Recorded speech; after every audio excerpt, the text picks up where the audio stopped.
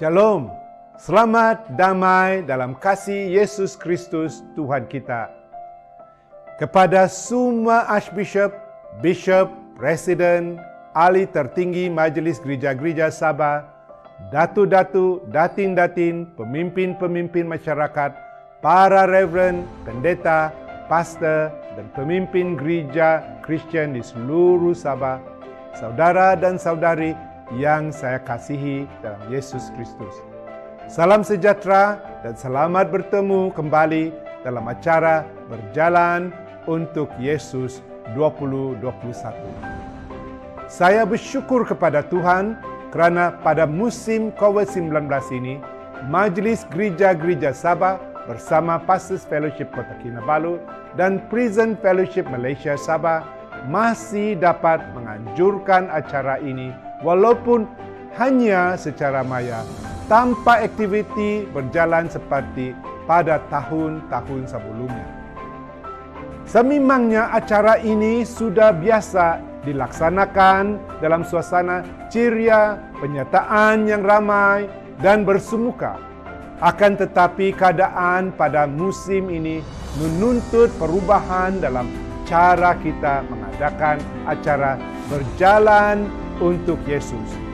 Ya, mungkin hanya untuk kali ini kita tidak dapat berjalan di luar secara beramai-ramai, tetapi saya pasti dengan iman pada tahun 2023 kita akan dapat melaksanakan acara Berjalan untuk Yesus seperti pada masa-masa yang lalu. Namun begitu, acara ini tidak hilang kegemilangannya. Dalam video ini, kita akan melihat gambar-gambar acara Berjalan untuk Yesus dari tahun-tahun yang lalu di seluruh Sabah. Kita pasti akan teringat kembali persekutuan, kehangatan, titis perlu sambil berjalan dan berdoa untuk negara kita. Kita masih perlu berdoa untuk negeri dan negara kita dalam pelbagai aspek. Bagi pentadbiran yang baik, pendidikan, pelancongan, aspek kewangan, pembangunan, dan lain-lain. Kita juga berdoa untuk kesembuhan, perdamaian, keadilan, kesaksamaan, dan kasih sama manusia agar kita dapat terus hidup dalam suasana aman dan harmoni. Dan terutama kali Injil dan kesaksian Kristen dapat terus dipamerkan agar lebih ramai orang mengenal Tuhan kita, Yesus Kristus. Pada kesempatan ini saya ingin mendorong semua gereja dan individu meluangkan masa pada 29 hari bulan Ogos ini berdoa khusus bagi negeri dan negara kita. Acara Berjalan untuk Yesus 2021 merupakan titik dalam sejarah Sabah. Ia kali pertama diadakan secara maya sempena perayaan bulan Merdeka 31 Ogos dan Hari Malaysia 16 September.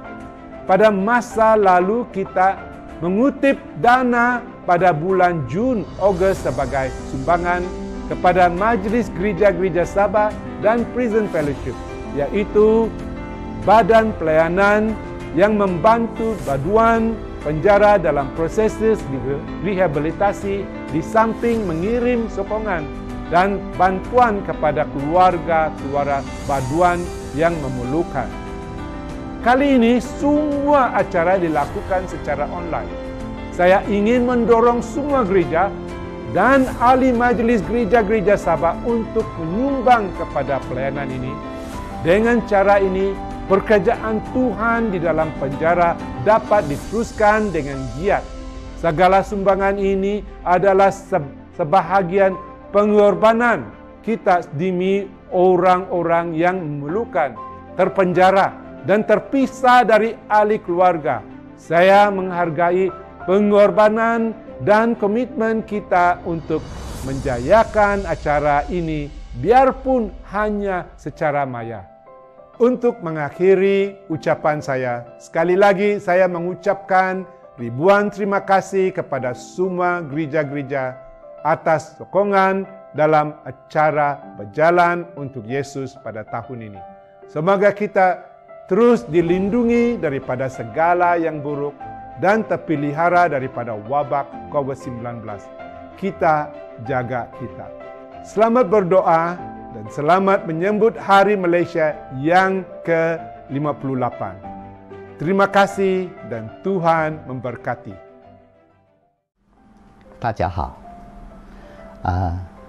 我代表沙巴监义义工协会呢，邀请各位来参加本年度所举办的为耶稣而行。举办日是在2021年8月29号。这是2年1届的节目。不过今年呢，我们就不可以实体的举办，只可以在这个线上或者是一个Zoom 或者是 Virtual 方式来进行。虽然如此，疫情的状况呢，我们还是要适应这样的环境，为这些受难的弟兄的家庭筹备一些款项，资助他们的小学、中学或者是更高级的教育费用。我们沙巴监义义工协会呢，现在有赞助大约100位这些小朋友和中学生，所以这些费用呢是一年比一年的增加的。我们也非常感谢各位前年这么的慷慨的支持我们，我们也给你们一个相当完整的报告，如何把你们的捐款适当的运用。谢谢大家，也感谢大家的赞助。Kepisanangan Tepinai Kongawi, Koikotno Maso the Prison Fellowship Malaysia Sabah, Popo Anjo the acara virtual itino Walk for Jesus tahun 2021 tiontok de 20 siam pada bulan Ogos tahun 2021. Bukiano do sokodungan do toinsanan agayo kunsikaan. Kadi Prison Fellowship Malaysia kumado toko no po nga rohoyo no Tuhan di poin pasi. Kotulwadan kunsikaan. Shalom. The church in Sabah. We want to thank the Sabah Council of Churches again for endorsing the Walk for Jesus for 2021. We thank this council also for partners with Prison Fellowship, and today we have behind me the land that has been approved by the government for the work of Prison Fellowship, which is just given to us in June 2021. After 16 years, it is a wonder that what God called us to do in way back, from 1992 to the year 2021, the Lord has brought this work to different levels each time, and in all these years, we want to thank the church for being the supporting role in this work. I always believe that the work of Prison Fellowship is of the church. We are just the hands and the feet of the church to do this work, and so I want to thank God again for what has happened. The whole work of Prison Fellowship, which is now in all the prisons of Malaysia, we want to thank again how the work has extended from Sabah to the rest of Malaysia. This is the first only work that actually originated from Sabah as a whole and got moved on to the whole of Malaysia. So we want to thank God for that.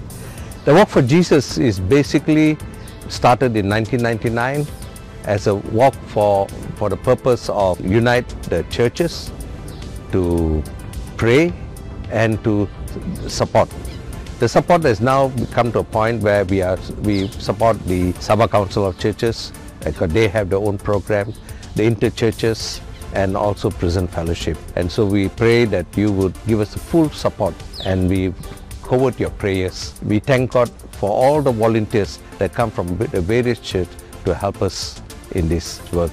May God bless you all.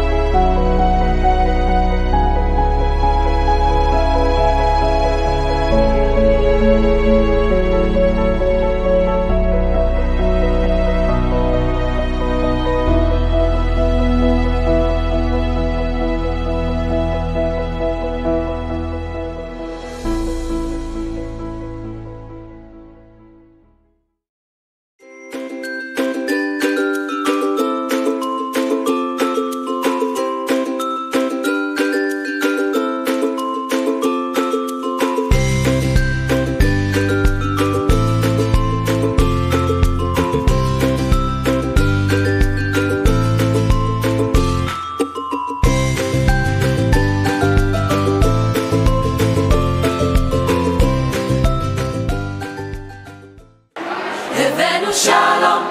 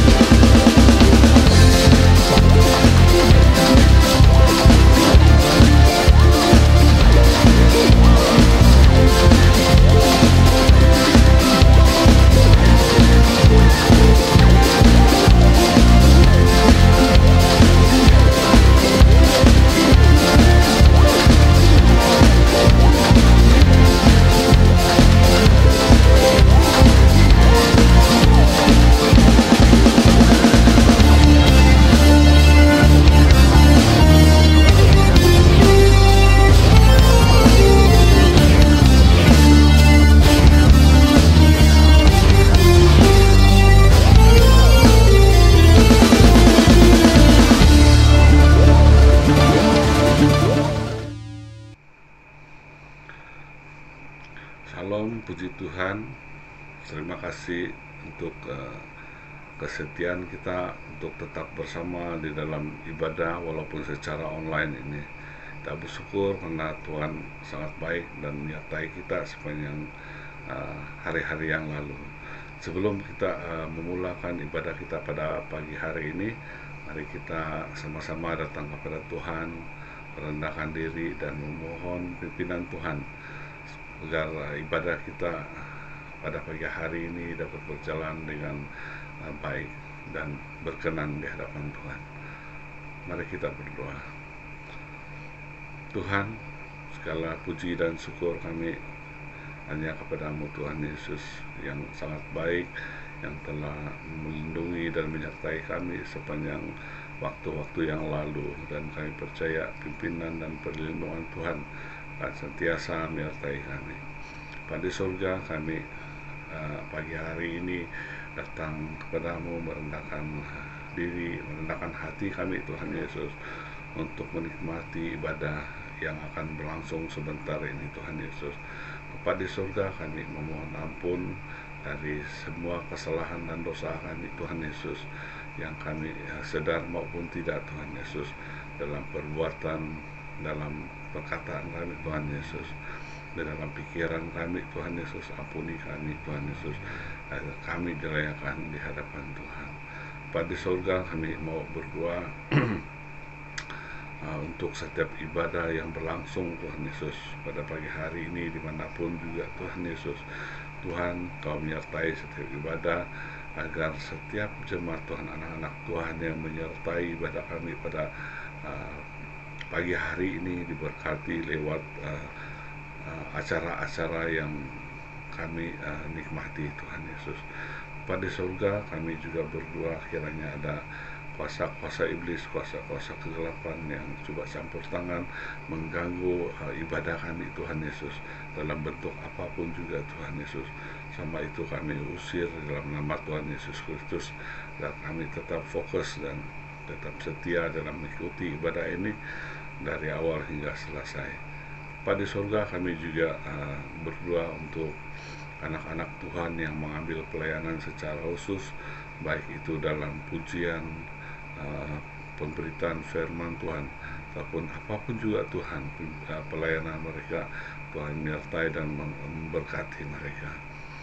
Terima kasih Tuhan Yesus, kami menyerahkan ibadah kami ini dari awal hingga selesainya ini Tuhan Yesus, agar setiap kami yang mengikuti ini Tuhan Yesus memperoleh berkat daripada Tuhan. Terima kasih Tuhan Yesus, kami serahkan semua ini hanya di dalam nama Tuhan Yesus Kristus. Amin.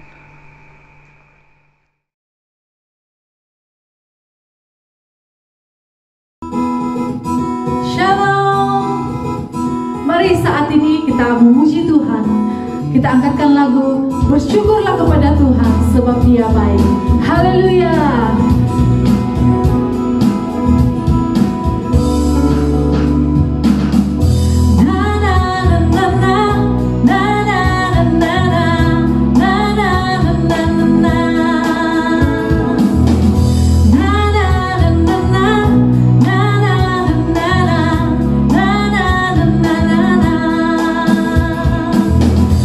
Haleluya, ku memuji-Mu Tuhan, karena kasih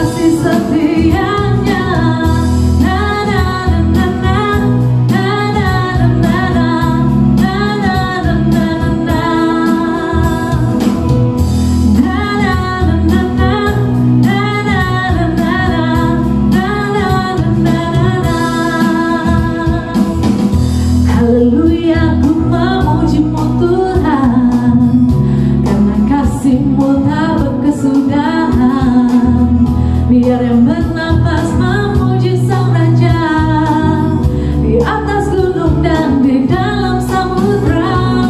Tanganku ku angkat padamu, mensyukuri rahmat yang Kau beri. Kakiku melompat bagimu, sebab namamu baru setiap pagi.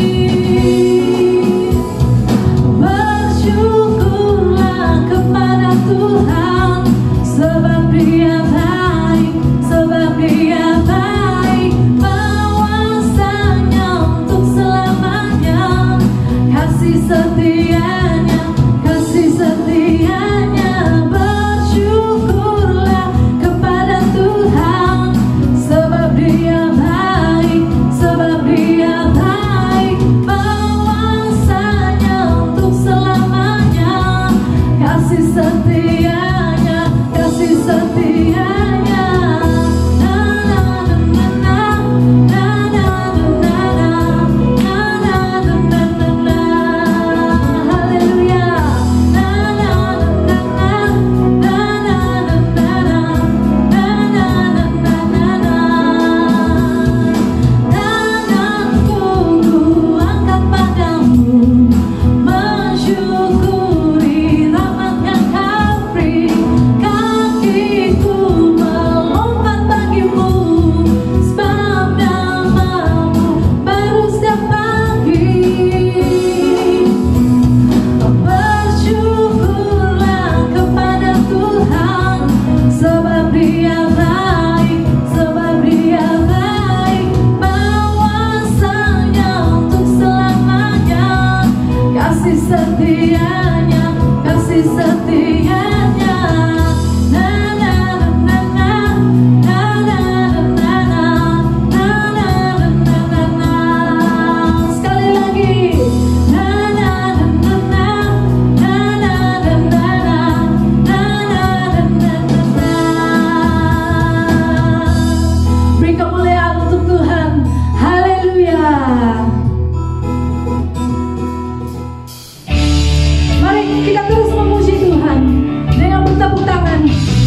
Kita angkatkan lagu Rayakan Yesus Rayakan. Haleluya. Rayakan Yesus Rayakan. Rayakan Yesus Rayakan. Rayakan Yesus Rayakan.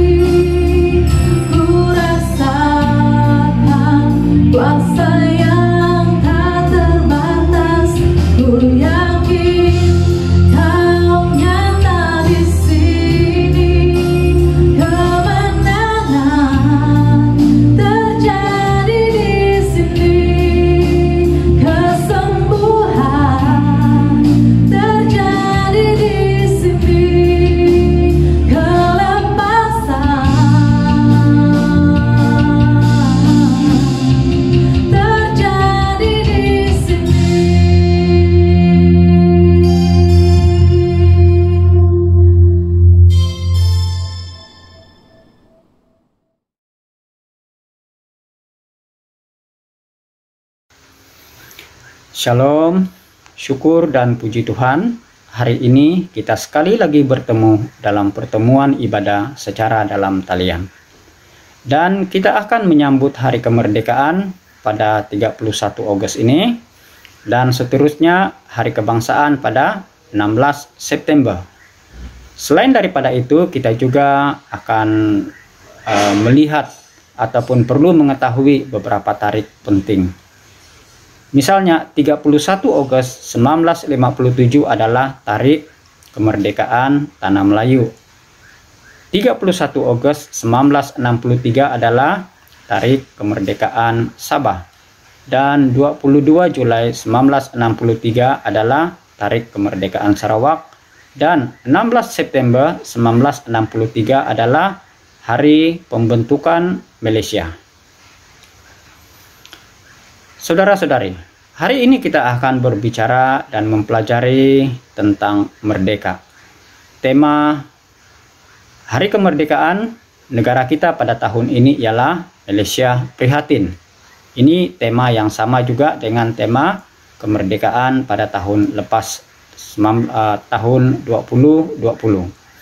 Menurut Wikipedia, asal-usul istilah merdeka ditakribkan daripada bahasa Sanskrit, yaitu Mahardika, yang membawa makna kekayaan, keagungan, dan kekuasaan. Dan dalam konteks kontemporeri, istilah ini digunakan dalam bahasa Melayu dan bahasa Indonesia untuk melambangkan kedaulatan sesebuah negara.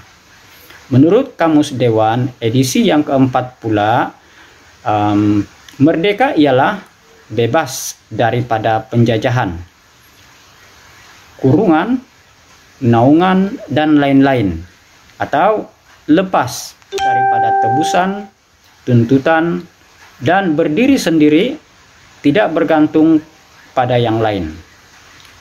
Selain dari itu, kita juga mau melihat dan mengerti apakah maksud kemerdekaan. Kemerdekaan ialah pemerintahan sendiri oleh penduduk dalam sesebuah negara yang secara amnya menuntut kedaulatan. Istilah kemerdekaan digunakan untuk membeza dengan penaklukan yang merujuk kepada sesuatu kawasan sebagai wilayah yang dikawal oleh sebuah kerajaan luaran dari segi politik dan tentera.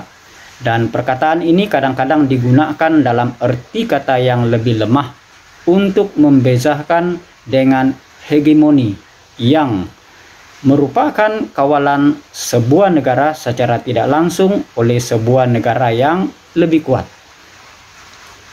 Malaysia sudah mengharungi 58 tahun merdeka, itu merujuk kepada Sabah dan Sarawak, dan 64 tahun bagi Semenanjung ataupun Tanah Melayu sebagai sebuah negara yang merdeka.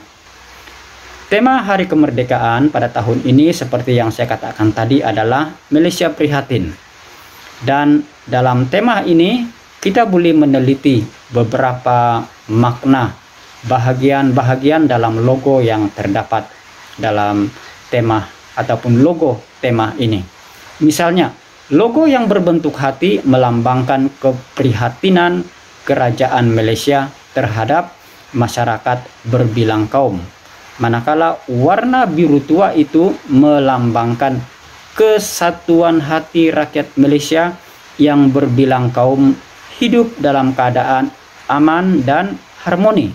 Manakala bulan sabit adalah melambangkan Islam sebagai agama bagi persekutuan. Agama bagi persekutuan.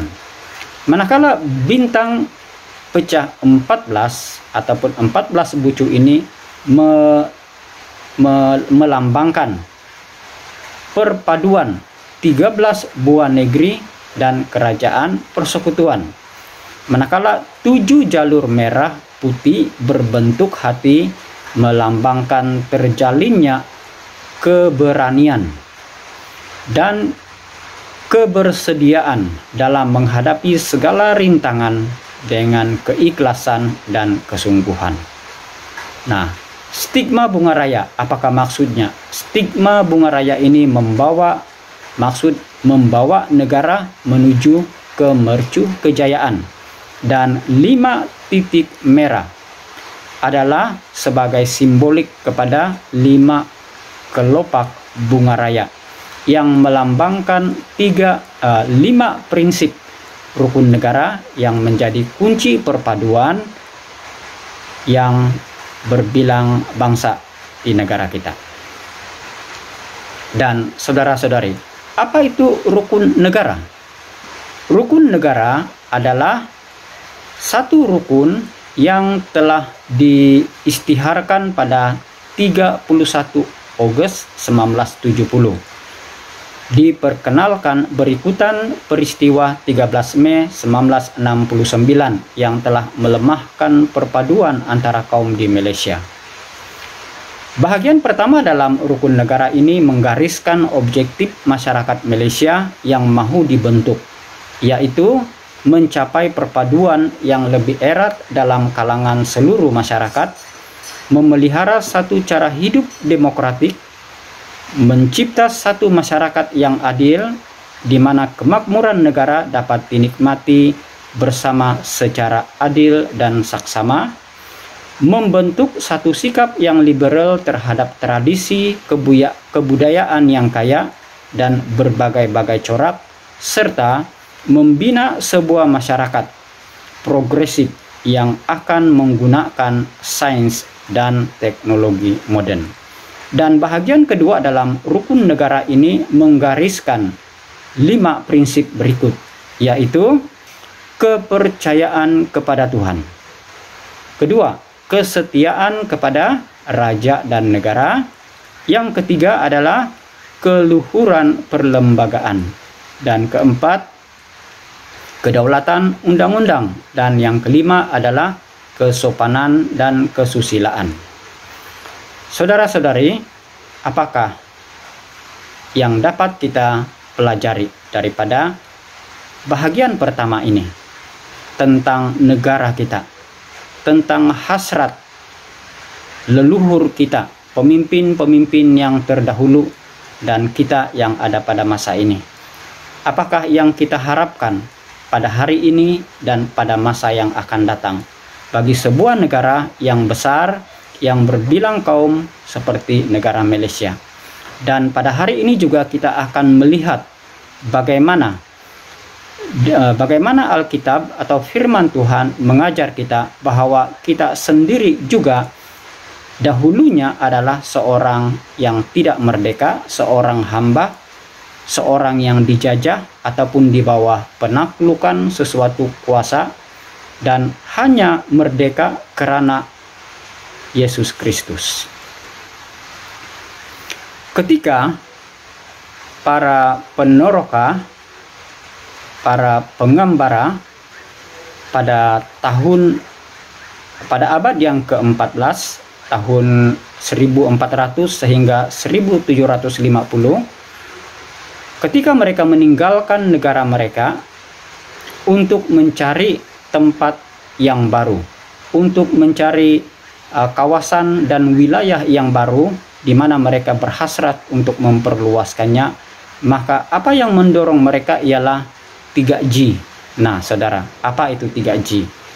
G ialah gold, God and glory. Saudara-saudari, hari ini kita telah melihat secara ringkas sejarah negara kita dan juga melihat Israel. Dan hari ini juga kita mau mempelajari firman Tuhan yang lebih mendalam maksudnya di dalam kehidupan kita. Hari ini kita belajar tentang kemerdekaan. Salah satu tema yang terpenting dalam Alkitab ialah kemerdekaan dari perhambaan. Itu adalah message yang sangat penting yang disampaikan oleh seluruh bahagian Alkitab.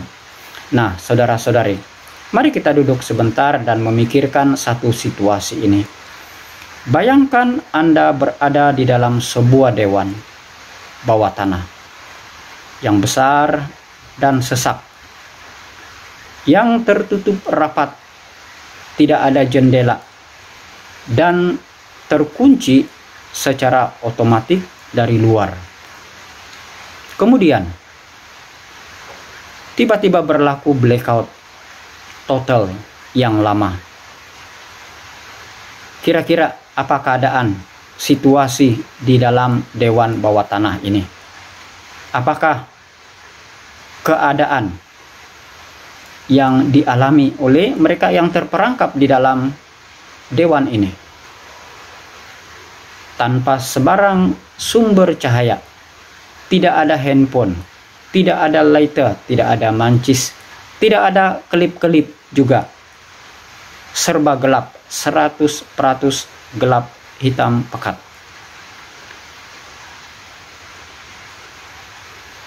Kegelapan itu adalah satu keadaan yang tidak ada harapan. Maksudnya pasti binasa. Jadi apakah peluang semua orang yang terperangkap di dalam dewan tersebut? Zero, tidak ada, kosong, pasti binasa. Harapan mereka ialah, ataupun keselamatan mereka, pelepasan mereka ialah ada seseorang atau sepasukan penyelamat yang datang dari luar dan membukakan pintu dewan tersebut sebelum ada sesiapa yang binasa ataupun berkorban mati. Nah, apabila ini berlaku, pintu dibuka, maka mereka akan diselamatkan. Nah, ini kita tidak sebut tentang dihidupkan semula elektrik lah. Nah, dalam dalam Yohanes pasal 1, Injil Yohanes pasal 1. Mari kita mempelajari bahagian-bahagian firman Tuhan ini supaya kita lebih semakin mengerti tentang maksud kemerdekaan rohani. Tentang status kita yang dahulunya adalah seorang yang tidak ada harapan pasti binasa, sekarang telah memiliki pengharapan. Dulu seorang yang terikat, sekarang adalah terlepas. Dulu seorang yang merupakan hamba, sekarang menjadi seorang yang merdeka. Dalam Injil Yohanes pasal 1 ayat yang ke-14. Firman itu menjadi manusia dan hidup dalam kalangan kita. Kita telah melihat kemuliaannya sebagai anak tunggal yang datang daripada Bapa, penuh dengan kasih karunia dan kebenaran. Daripada limpah kesempurnaannya, kita semua telah menerima kasih kurnia demi kasih kurnia. Ini ayat yang ke-16. Dan ayat yang ke-17. Karena hukum Taurat disampaikan melalui Musa, tetapi kasih karunia dan kebenaran dinyatakan melalui Yesus Kristus. Tiada siapa pernah melihat Allah, melainkan Dia yang esa, yang ada di pangkuan Bapa, telah menyerlahkannya. Dan dalam Yohanes pasal 3 ayat yang ke-13 kita dapat baca begini. Tiada seorang pun pernah naik ke surga, kecuali anak manusia yang turun dari surga. Ayat 14, sebagaimana ular diangkat oleh Musa di gurun, begitulah anak manusia akan diangkat, supaya semua yang percaya kepadanya mendapat hidup yang kekal.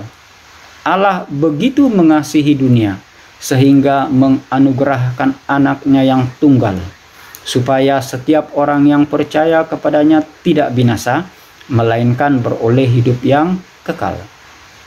Allah mengutus anaknya ke dunia bukan untuk menghakimi dunia, tetapi supaya melalui Dia dunia ini diselamatkan. Nah, saudara-saudara, kita lanjutkan dengan Yohanes pasal 8 ayat 12. Di sini Yesus berkata kepada mereka, "Akulah cahaya dunia. Orang yang mengikut aku, orang yang mengikutku tidak akan berjalan dalam kegelapan, tetapi akan mengalami cahaya hidup." Dan ada satu ayat yang sangat terkenal yang kita hafal semua.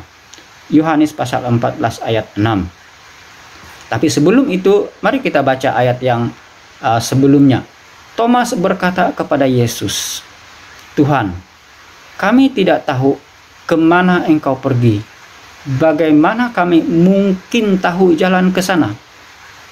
Yesus menjawab, "Akulah jalan, kebenaran dan hidup. Tiada seorang pun datang kepada Bapa kecuali melalui aku. Dengan mengenalku, kamu mengenal Bapakku juga. Mulai sekarang kamu mengenalnya, malah sudah pun melihatnya. Nah, inilah yang Yesus katakan kepada murid-muridnya. Jadi daripada beberapa ayat yang kita telah baca tadi, ternyata begitu dijelaskan kepada kita bahwa Tuhan Yesus Kristus adalah jalan keselamatan, satu-satunya kunci penyelamatan.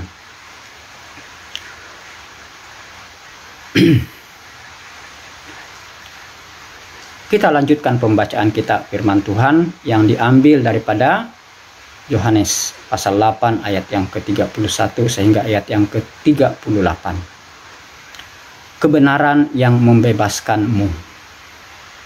Ayat yang ke-31, Yesus berkata kepada orang Yahudi yang percaya kepadanya, "Kalau kamu mengikut ajaranku, kamu muridku yang sejati. Maka kamu akan mengenal kebenaran dan kebenaran akan membebaskanmu." Mereka berkata, "Kami keturunan Abraham, kami belum pernah diperhamba. Apakah maksud kata-katamu, kamu akan dibebaskan?" Yesus berkata kepada mereka, "Sesungguhnya aku berkata kepadamu, sesiapa yang melakukan dosa menjadi hamba kepada dosa. Seorang hamba tidak mempunyai kedudukan kekal dalam sebuah keluarga, tidak seperti seorang anak yang selama-lamanya anggota keluarga itu. Dengan demikian, jika anak membebaskan kamu," sekali lagi ayat yang ke-36, "Dengan demikian, jika anak membebaskan kamu, kamu akan bebas sepenuhnya, merdeka sepenuhnya." Saudara-saudari, firman Tuhan yang dapat kita baca dalam Efesus pasal 1 ayat 3 hingga 10 juga memberitahu kita tentang status kemerdekaan kita sebagai anak-anak yang telah ditebus dan telah diselamatkan, telah merdeka dan memiliki janji Tuhan. Oleh itu, oleh Tuhan Yesus, maka kita telah dibebaskan dari hukuman dan kuasa dosa di dalam kehidupan kita. Oleh kemerdekaan, demi kemerdekaan Kristus telah memerdekakan kita. Oleh itu, berpegang teguhlah kamu kepada kemerdekaan yang telah diberikan oleh Kristus kepada kita, dan jangan biarkan diri dibelenggu oleh kuk perhambaan semula. Itu menurut Galatia pasal 5 ayat yang pertama. Demikian juga dalam Yohanes pasal dalam Roma pasal 6 ayat 18, di mana firman Tuhan bunyinya begini, "Kamu telah dibebaskan daripada dosa dan menjadi hamba kepada perbenaran." Dan dalam Roma pasal 8 ayat 2, "Karena melalui Kristus hukum roh kehidupan telah membebaskanku daripada hukum dosa dan kematian."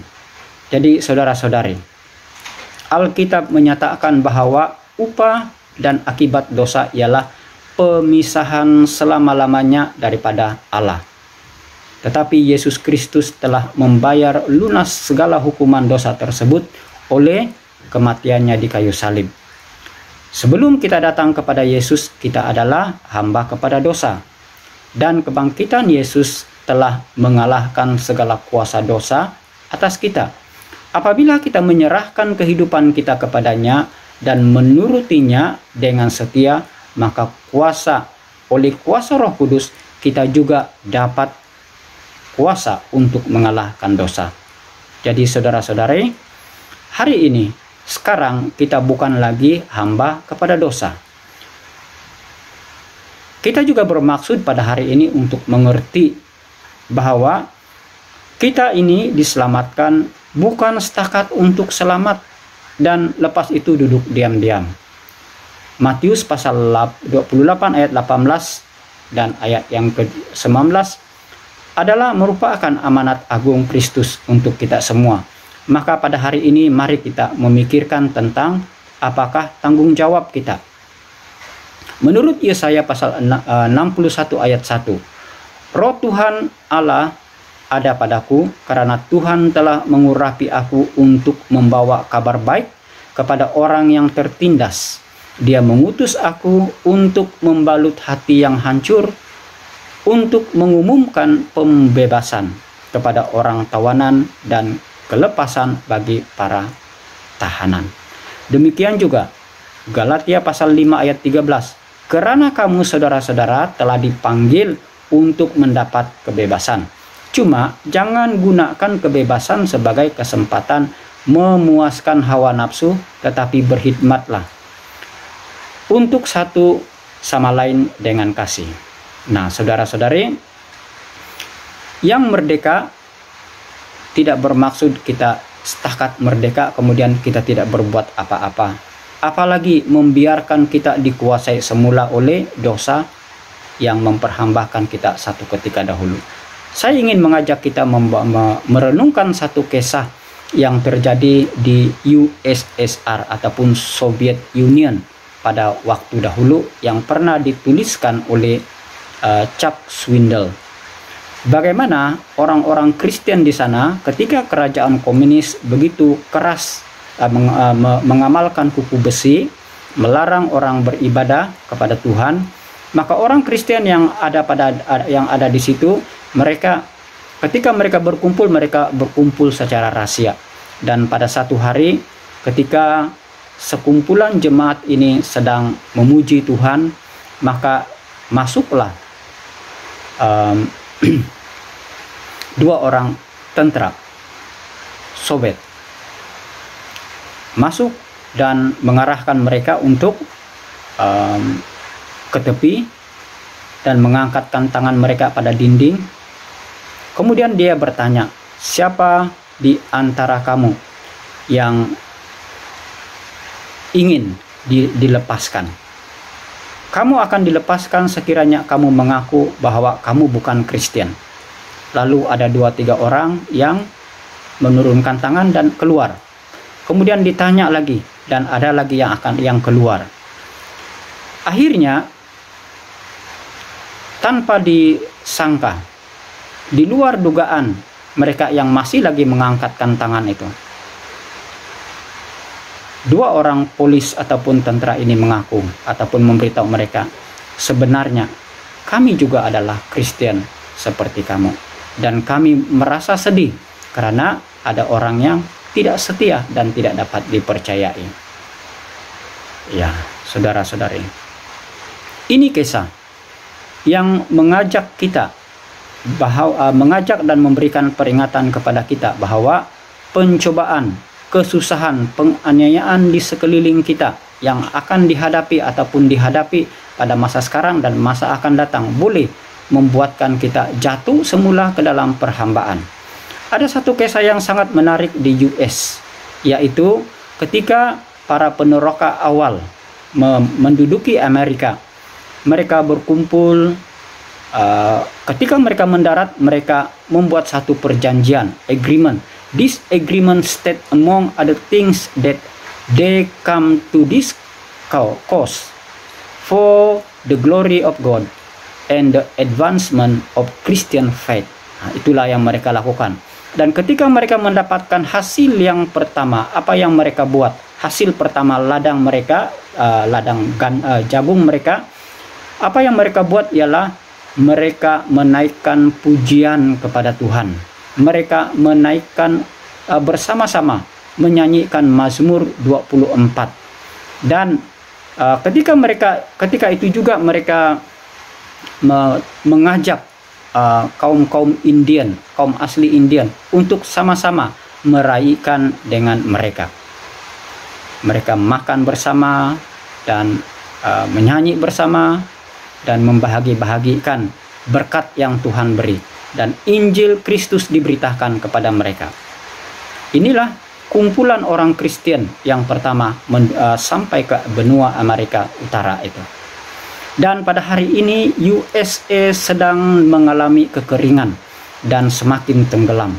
Sehingga ada seorang pendeta menuliskan bahwa umat Kristen perlu melakukan 4 perkara ini di US. Yang pertama ialah mereka mesti mengembalikan amalan berdoa di sekolah-sekolah, karena amalan berdoa itu telah menjadi satu larangan pada masa sekarang. Kemudian mereka juga menuntut bahwa harus dikembalikan pembelajaran Alkitab di sekolah-sekolah awam, karena pada masa ini juga tidak dibuat. Dan juga mereka menuntut untuk memilih calon-calon ataupun pemimpin yang soleh, takut akan Tuhan, dan setia dalam mempraktikkan imannya setiap hari. Dan mereka juga menuntut agar dihentikan pengguguran. Saudara-saudari, di Amerika itu menurut artikel yang boleh dipercayai, setiap hari ada 4.000 bayi ataupun janin yang digugurkan, mengalami dibuat pengguguran. Artinya setiap tahun 1,4 miliar juta. Saudara-saudari, panggilan Tuhan bagi kita ialah supaya kita menjadi seperti Nehemia. Ya, Nehemia. Dalam Alkitab kita tentu belajar tentang Nehemia. Nehemia adalah seorang juru minum di raja.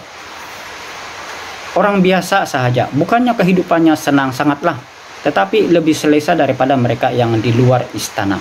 Dan beliau boleh memilih untuk tidak peduli tentang apa yang terjadi di luar, ataupun apalagi tentang apa yang sedang terjadi di negara asal dia. Tetapi mari kita memperhatikan Nehemia pasal 1 ayat 1. Nehemia anak Hakalia meriwayatkan, pada bulan Kislu tahun 20 ketika aku berada di kubu kota Susan, datanglah Hanani, salah seorang saudaraku, bersama-sama beberapa orang dari Yehuda. Aku bertanya kepada mereka tentang tentang orang Yahudi yang berjaya bolos, yang terselamat setelah pembuangan mereka, dan tentang Yerusalem. Kata mereka kepadaku, saki-baki orang yang masih tinggal di wilayah sana yang terselamat setelah pembuangan berada dalam kesusahan besar dan dalam keadaan tercela. Apatah lagi tembok Yerusalem telah dirobohkan dan pintu-pintu gerbangnya musnah dijilat api. Sebaik sahaja mendengar perkataan itu, duduklah aku lantas menangis dan berkabung selama beberapa hari. Jadi apakah tindakan Nehemia? Apakah tindakan Nehemia dan tindakan kita bersama? Yang pertama ialah dia mengambil sikap peduli. Sikap peduli adalah berlawanan dengan sikap tidak peduli ataupun tidak kisah ataupun tidak mau ambil tahu. Seperti kata-kata yang biasa kita dengar, adaku kisah, atau biarlah dorang punya hal, sempori-pori begitu. Dan Nehemia ambil tahu. Dia bertanya akan berita, berusaha mendapatkan informasi, melakukan penyelidikan, membuat penyeliaan, dan memantau apa yang berlaku di tanah asalnya. Nehemia adalah seorang yang sangat peduli. Ini terbukti dengan dia meratapi ataupun menangisi. Dan ini adalah satu tindakan yang amat peduli. Ketika menangisi dan meratapi, hati dan perasaan dan emosinya berada di situ, di Yerusalem. Saudara-saudari, apakah yang berlaku pada tubuh kita apabila kita meratap, menangisi?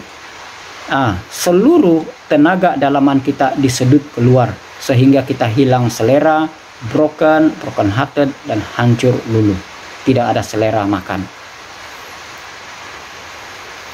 Nehemia berdoa, dan inilah tindakan membawa urusan kepada Tuhan. Berdoa itu membawa urusan kepada Tuhan. Kenapa? Sebab urusan ini urusan Tuhan, bukan urusan yang dapat diurus oleh teknologi ataupun oleh manusia ataupun oleh pemimpin-pemimpin, tetapi ini adalah urusan yang hanya dapat diurus oleh Tuhan. Jadi saudara-saudari, jangan kita berputus asa apabila setiap hari, setiap kali kita berdoa seperti tidak ada apa-apa yang sedang berlaku. Nehemia berdoa pada bulan Kislu, kira-kira bulan November ataupun Desember, dan hanya sesuai bertindak pada bulan Mac begitu 3 bulan 4 bulan dia berdoa berterusan tanpa jemu-jemu. Mungkin betul lah apa yang si Kulub Rani, artis personality, yang selalu mengatakan don't give up, keep it up. Don't give up, keep it up. Nehemia adalah seorang yang turun padang. Dia tidak hanya menyebut, menyuruh, tetapi dia sendiri. Ini yang dipanggil sebagai tindakan kebersamaan, togetherness. Mari lakukan bersama-sama, katanya. Setiap orang adalah sebahagian daripada puzzle negara ini. Sebahagian daripada puzzle negara ini. Apakah itu posisi, kekuatan, dan peluang? Dan apakah kekuatan, apakah posisi Anda, peluang yang Anda miliki pada hari ini? Mari kita manfaatkan. Seterusnya, kedua, Nehemia adalah seorang yang imannya besar. Iman yang disertai perbuatan. Dia tidak berhenti dan berputus asa berdoa. Dan dia setia menantikan saatnya Tuhan bertindak, ataupun saatnya Tuhan menyatakan kepadanya waktu untuk bertindak.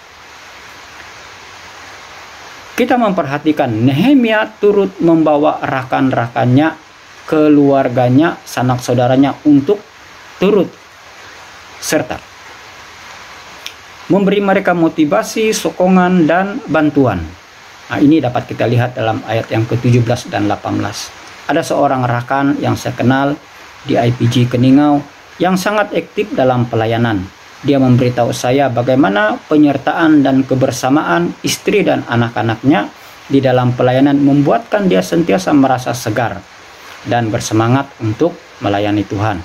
Jadi melayani bersama-sama, jangan tinggalkan keluarga dan melayani sendiri. Jangan tinggalkan kawan-kawan dan melayani sendiri.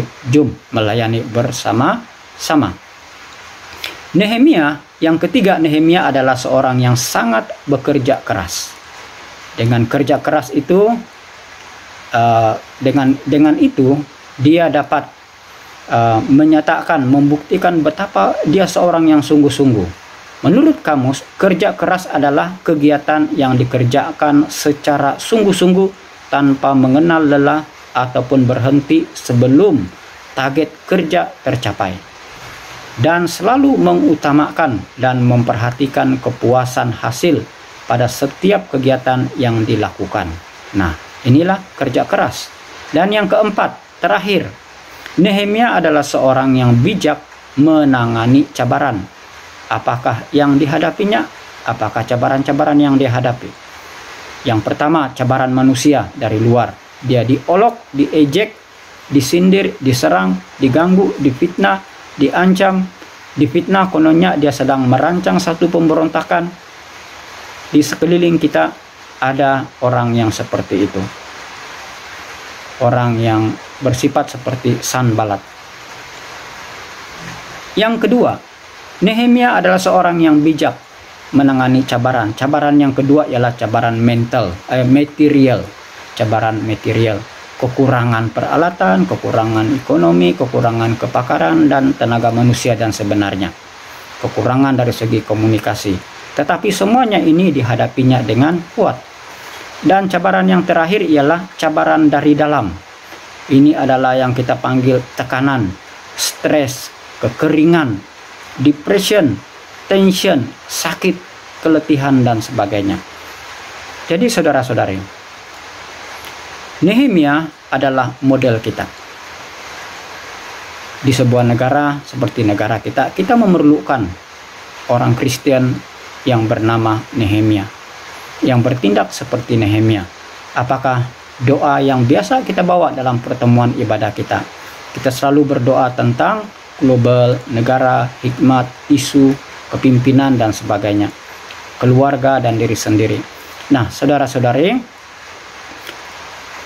kita sebagai umat Kristen atau umat Tuhan di Malaysia ini perlu sentiasa hidup di dalam kerjasama, perpaduan, kebersamaan, kesatuan, ataupun kebersatuan. Nah, satu iman, itu Alkitab katakan, satu iman, satu tujuan, satu jiwa bagi kemuliaan Allah Bapa kita. Saudara-saudari, Malaysia perlukan kita semua untuk mengisi puzzle yang Tuhan telah sediakan. Tuhan memberkati. Mari kita berdoa. Bapa di surga, terima kasih kami mau mengambil kesempatan pada hari ini mengucapkan syukur atas kesetiaan dan kebaikan Tuhan, anugerah-Mu, kasih karunia-Mu, sehingga oleh kasih Allah yang begitu besar, maka hari ini kami menjadi orang yang tidak lagi akan binasa. Kami merdeka dan kami dipanggil anak-anak Tuhan, anak-anak yang akan mewarisi janji Allah. Dan kami berdoa supaya kami juga menjadi orang yang membawa pembebasan, memerdekakan seramai mungkin jiwa di seluruh dunia dan di negara kami ini. Kami mendoakan juga negara kami Malaysia, pemimpin-pemimpinnya dan seluruh negara ini, supaya dimenangkan bagi Tuhan, supaya Injil Kristus akan terus dapat diberitakan dalam negara ini, supaya hikmat untuk pemimpin-pemimpin ada, untuk pemimpin-pemimpin, pemimpin politik, pemimpin ekonomi, pemimpin-pemimpin yang menguruskan aspek-aspek pentadbiran, kehakiman, dan yang lain-lain. Ya Bapa di surga, kami berdoa berkat Tuhan, belas kasihan Tuhan untuk negara Malaysia. Ini doa kami di dalam nama Yesus, Tuhan dan Juru Selamat kami. Amin.